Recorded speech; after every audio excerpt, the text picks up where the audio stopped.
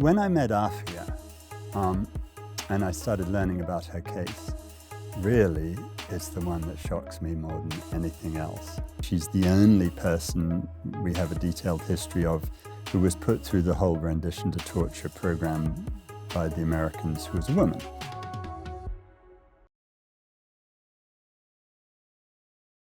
In the wake of the September 11 attacks in 2001, the US president at the time, George W. Bush, launched what he called the Global War on Terror. In the process, Bush authorized new policies and programs to hunt down and punish those who the Americans accused of being responsible. That included the CIA transferring suspects to black sites around the world and to the US military prison in Guantanamo Bay, Cuba. Many people were held without charge, without evidence, and subjected to what became known as enhanced interrogation techniques. Taking center stage today is Clive Stafford Smith, a civil rights lawyer and counsel for multiple Guantanamo prisoners. His highest profile case and most notorious is that of Aafia Siddiqui. Aafia Siddiqui was once one of the FBI's most wanted suspects, today serving an 86-year prison sentence in Texas. Her story is intrinsically linked to the aftermath of the 9/11 attacks, but more than 20 years later, Aafia's ordeal is far from over. Our guest, Clive Stafford Smith, shares the details of her case and explains why he believes her story is an example of some of the shadiest dealings and shocking methods that the Americans used to find and prosecute someone perceived as an enemy of the state. Clive Stafford Smith, thank you for joining us on Center Stage. It's great to be here. In January 2023, you took on the case of Aafia Siddiqui, a 52-year-old woman serving an 86-year prison sentence in Fort Worth, Texas, for attempted murder. Tell me why you decided to represent her. Well, I was in Pakistan, actually, and I'd just got 3 of my Pakistanis out of Guantanamo. And Aafia's older sister, Fauzia, who, if you're ever in trouble, you want to have Fauzia as your sister, she collared me and said, would I go see Aafia? And stupidly, I thought, oh, well, I just got rid of 3 of my clients, so now I must have time. So I went to see Aafia in Texas because I was going there on a death penalty case. And oh boy, when you meet her, it's very hard to say no. You've had a great deal of experience with Guantanamo Bay. You have seen many prisoners, the traumatizing effect it's had on them.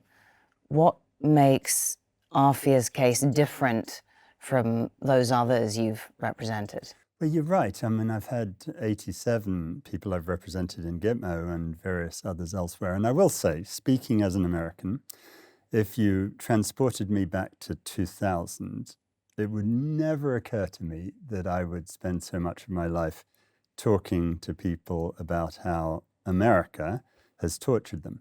But when I met Aafia, and I started learning about her case, really, it's the one that shocks me more than anything else. When she was first abducted and sold for a bounty to the Americans by the Pakistanis, it wasn't just her. She had her 3 children along.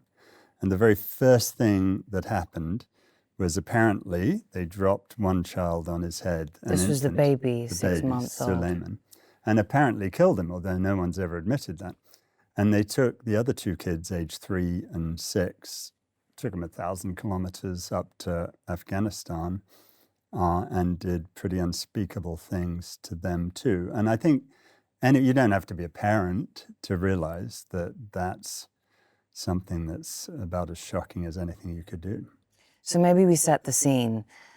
On September 11th, 2001, you have the deadliest attack on US soil that came to be known as 9/11. This event shakes the country to its core. It has such an effect on the American psyche. And that's important because it sort of explains the series of and with that, events that then unfolded, right? I mean, you probably remember, as I remember, where you were on 9/11. Everyone remembers, I think, where they were. I was in Louisiana, and suddenly the whole place was a ghost town. And I have to say, since I was born and raised in Britain, I totally underestimated the impact of 9/11 on America. At the time or now? At the time. Okay. And so when all of this stuff started happening, and they were talking about invading Afghanistan and then Guantanamo and all these things, I thought, this is mad. This is a terrible idea. And the first thing I was going to do was sue them over it. And I could find no one among my liberal defense lawyers doing death penalty Because work. that was the magnitude It was amazing, of what had happened. It had totally shaken America up.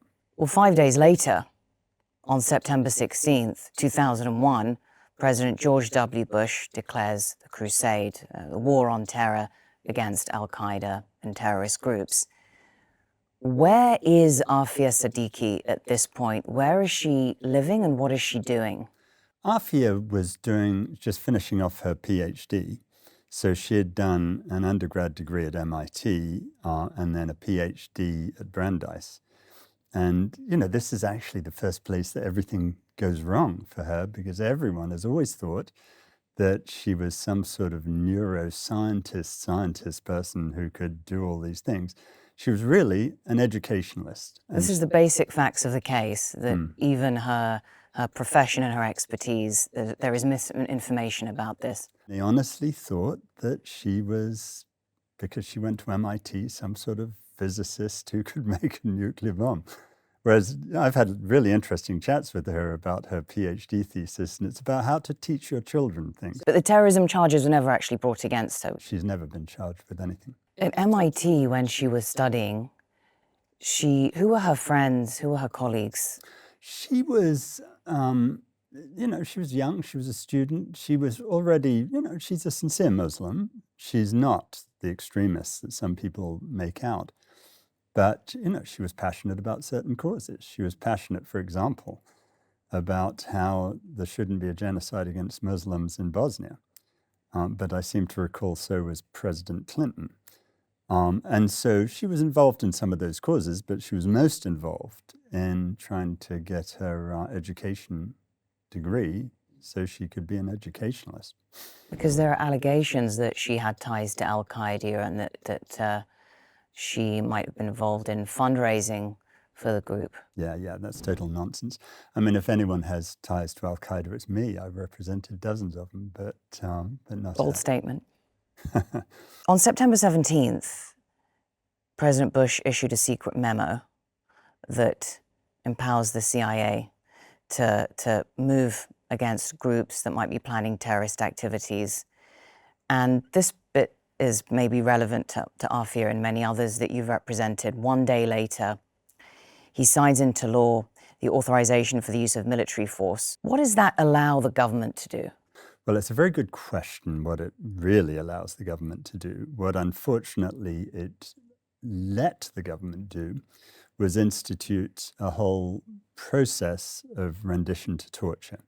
Now, they call it extraordinary rendition, although I really don't know what ordinary rendition is. It's called kidnapping in normal language. And when I first went to Guantanamo Bay, I thought I was going to have a lot of explaining to do for a lot of people who really were captured on the battlefields of Afghanistan. And I got down there and I had a devil of a time finding people who had actually ever been on the battlefield of Afghanistan.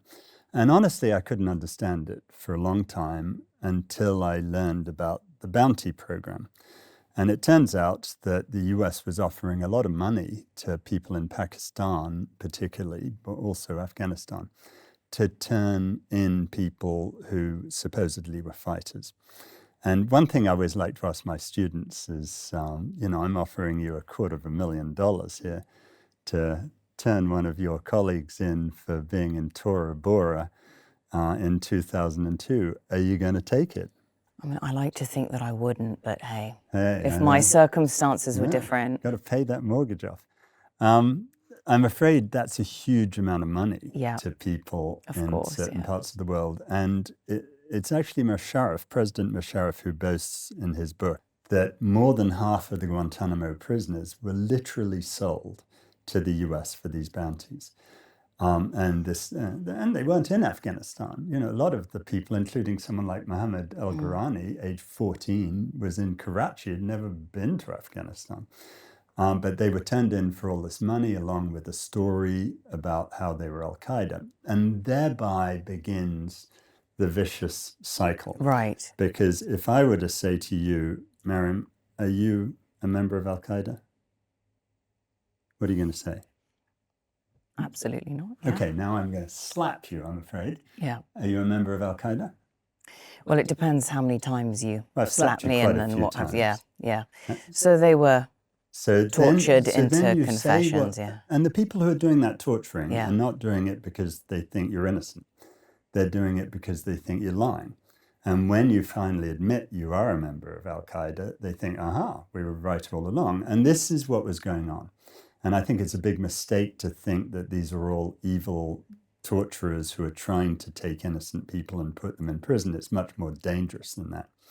They're going to put you in prison, and then you've now confessed that you're al-Qaeda. And at that point, how are you going to prove you're not? Why did the Americans accept Except what? those stories? Well, because I mean, so they'd paid good money. yeah. Someone said that Maryam is a member of al-Qaeda. I've now got you to admit you are. So The Americans have got yeah, them to admit. yeah, but we thought you were to begin with because some informant told us, normally from the Pakistan military. I think the intelligence people have been unbelievably naive. One of my guys, Binyam Mohammed, who some people will be familiar with, confessed when he was being abused that he knew how to build a nuclear weapon. Now, the Americans were obsessed with this, understandably. You know, they're really paranoid about al-Qaeda getting nuclear weapons. But it wasn't until I got in as his lawyer that we were able to get the real story out, which was that he had said that you get uranium, you put it in a bucket, you swing it around your head for 45 minutes. That divides uranium-235 from uranium-239. Bob's your uncle, that's your weapons grade. He was tortured into saying this. He was tortured into saying that. But then this filters back through Chinese whispers to the White House, and John Ashcroft, Attorney General of the United States, interrupts his visit to Moscow to say, we've just solved a nuclear bomb plot. It's just shocking, but that's one example of literally hundreds of things that I've come across over the last few years. We go now from 2001 to 2003. You have 9/11. You have various changes that the Bush administration puts into place in order to prosecute this war on terror. You have the invasion of Afghanistan. Where is Aafia now? In 2002, Aafia was in Boston, and she was living with her husband. There was an incident where Amjad, the husband, had bought various things on the internet, which included night vision goggles. Now, he's Muslim, and I speak again as an American when I say, and I'm sorry about this, I really think it's awful, the prejudice we had against Muslims after 9/11 was awful. The FBI went by Amjad and Aafia's apartment, confronted Amjad with the stuff he'd bought. He says, oh, well, I'm a hunter and, this is why I get him. And they took that at face value. I'm amazed by that. I'm amazed he wasn't arrested on the spot, actually, under those circumstances. But all of that went into the files that would later get reviewed by, some intelligence person, somewhere in Washington. And all of this begins to add up to a portrait, allegedly, of Aafia and her husband. She has 3 children at this point. She had 2 at that point. She had 2 at that point. So then how does she go from living there to being back in Pakistan? She wanted to go back to her family in Karachi. Amjad hadn't finished his medical degree, so he wasn't quite so keen. He wanted to finish it. But they went back to Karachi. And that's where their marriage really fell apart. They got into a very bitter divorce. She was then pregnant with their 3rd child, Suleiman, who was born in September 2002. She's taking a taxi to Karachi airport. They're going to fly to Islamabad because she has plans now for her career. As they're going to the airport, and Aafia really blames herself for getting the taxi to take a back route. But it's then that these cars surround their car, and what happens is this. So there are all these goons, pull first the 2 older kids out. There's Ahmed, age 6, Maryam, age 3, and they put them in another car. Ahmed recalls, but he was a very traumatized 6-year-old, he recalls looking out through the back window and seeing Suleiman, the 6-month-old, on the ground with blood surrounding him, thinking that he'd fallen on his head. That's actually the only source we have for the fact that Suleiman may be dead, and we don't know for sure. But at the same time, Aafia's dragged out of the car herself and put in another car. She's the only person we have a detailed history of who was put through the whole rendition to torture program by the Americans, who was a woman. And I thought originally, there's going to be a lot of explaining to do about what happened to these people. But this is ultimately the reality. And these are the figures of the United States government, not me. There have been 780 prisoners in Guantanamo. If you set aside the 9 people who sadly died there, that's 771. There are only 13 of them who haven't been cleared as being effectively innocent. So 99.5% of the people in Guantanamo Bay have been released, for which you need a finding by the 6 top intelligence agencies of America that they're no threat to anyone. They're not the worst of the worst terrorists in the world. These are the American statistics. The catastrophe of our intelligence in Guantanamo, and I've seen a lot of this over the last 20 years, is just unbelievably bad. Americans were offering, as you said, huge amounts of money for people, and with Aafia, I think it was $55,000 reportedly paid to people allied with then Pakistan President Musharraf to abduct her and turn her over to the Americans. But as you said, the thing that distinguishes her case from the others is the children. Yeah. She had 3 small children with her. The children is really something. So Ahmed, who I've talked to about this, he's now 26 and he's a qualified doctor, a really delightful young man, but deeply traumatized. And he recounts how he was taken to a dark room, really dirty place, held there for a little bit. Then he's a US national, right? Because he was born in the US. Then he's taken by the US 1,000 kilometers from where he was in Karachi to Kabul and put in a prison. And he's in a prison for the next 5 years. What are you doing? I just think this is so deranged that America would do that to him. Then you've got Maryam, who was 3, and she was taken again to a dark room, a separate dark room from Ahmed, and then she was taken up to Kabul, where she was forcibly adopted into a family of American white Christian people, Josh and Natalie, who had to have been intelligence agents there in Afghanistan, and she's held by them in adoption, but she's called Fatima, and she's held there for 7 years. They were taken from Pakistan to Afghanistan. Aafia is imprisoned. Ahmed, who's 5 or 6 years old, is put in a juvenile prison. He's told his name is Ali and to never speak of any of this again. And Maryam becomes Fatima and is adopted by a white American couple living in Kabul. On the apparent theory that, you're better off being a white Christian American than a Pakistani Muslim of a certain color. Aafia now is in prison. And well, you say that, right? But the Americans deny it. The Americans deny it. The Americans deny to this day that Aafia was in a secret prison in Afghanistan. Where was she? According to the US, they have all these different things. It's all nonsense. But they say she was wandering around Pakistan with her children and, in fact, was living in a place called Nazimabad in Karachi for 5 years, which is just a hop, skip, and a jump from where her family lives. Total nonsense. So the Americans are making false claims about her. There's a version where they're saying she was just wandering around aimlessly, and, but she is, during this time, in Bagram. Well, the only reason we know that is because I've been there several times and found a bunch of prisoners who were in Bagram with her. But the first one was a guy called Salim Kuche. Salim came forward because he's been itching to tell someone this for the last 15 years. So he told me the whole story about how he was in the isolation place and Aafia was being held in this little wooden box. How did he know it was her? Well, this was obviously my question, and I started talking to all sorts of other people who claimed the same thing.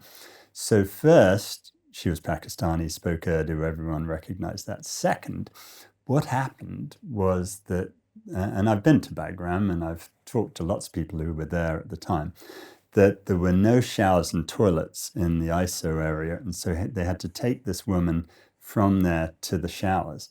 They would put a towel over her head, but a lot of the time that came off, and they all saw her. And so they were really upset about this. The male prisoners were upset that when this woman that she was there, or that they were able to identify that she was even there. And then what happened is when they got out, they saw pictures of her, and a whole series of independent people recognized her as the woman they'd seen them. There's no question she was abducted with the children. We have a recording of one of the officers who did it. He didn't know he was being recorded at the time, but he boasted about everything they did.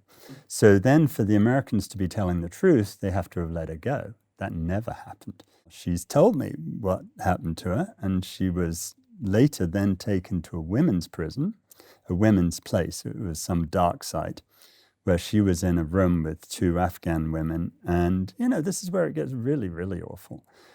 She was raped by the guards. They were Afghan guards. She describes getting with the other women, tying their hands together. So when this guard came in the next day, they took him down and beat him up. More power to her, frankly. But then she was put in an isolation cell and the abuse got worse. While she was in those prisons, the US had a one-way glass, and they were, seemingly abusing children on the other side of the glass that she was meant to think were her children. The Spanish Inquisition 500 years ago knew that second-degree torture was worse than first-degree.